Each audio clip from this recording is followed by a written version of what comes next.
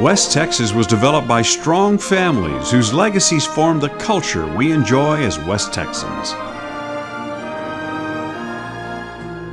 The Vincent family has chosen to honor Dr. LD Vincent. We felt that he played an instrumental part in San Angelo in that he was the president of Angelo State for 27 years and probably you could consider him the architect of Angelo State.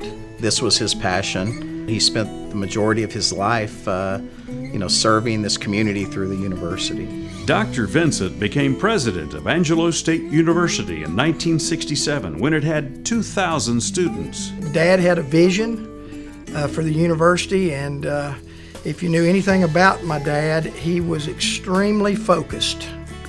Probably no one worked harder or focused harder on a goal that he had, and that goal was to make Angelo State University an integral part not only of San Angelo but also of West Texas and the state at large. If there was trash on the ground, he would be out there picking it up or pick up a weed. There was no job too small for him at Angelo State, and I think that was a good indication of his character and who he was. I remember talking to Dad several times about the Carr Scholarship, and he told me one time, he said, "Drex, I never asked Mr. Carr for a dime, but because of my passion for Angelo State and because of the vision that I had and the friendship that we developed, he and his wife chose to donate their oil and gas assets to Angelo State University." Dad was legendary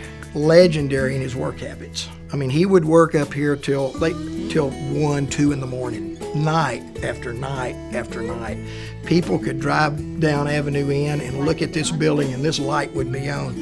I told people when he died, the greatest monument that could have erected to him is to have these lights on eternally. He really was passionate about people being well-rounded.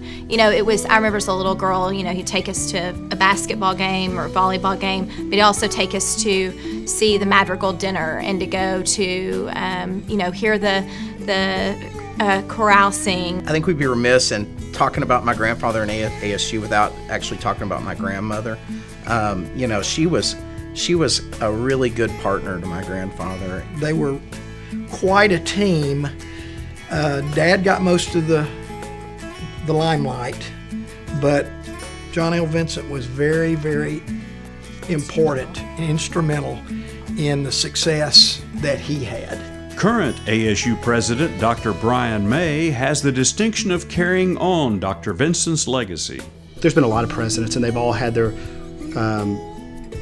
great attributes and great contributions to this university, but Brian May reminds me the most of my grandfather. I think we're on the right path. I think the vision that and the foundation that now that Brian's laying, we're going to see some amazing things over the next decade. I'm so honored that you have asked me to talk about Dr. Vincent. I tell you, I still think about him daily. I sit at his desk, the same one he had. This is the same office that he had. The furniture in here is much the same as he had during his time. And oftentimes when I make decisions, I think about what Dr. Vincent would do. If I can do anything to emulate him, I know I'm doing the right thing. He brought numerous academic programs onto this campus.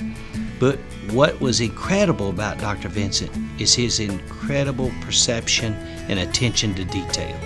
Dr. Vincent had a vision.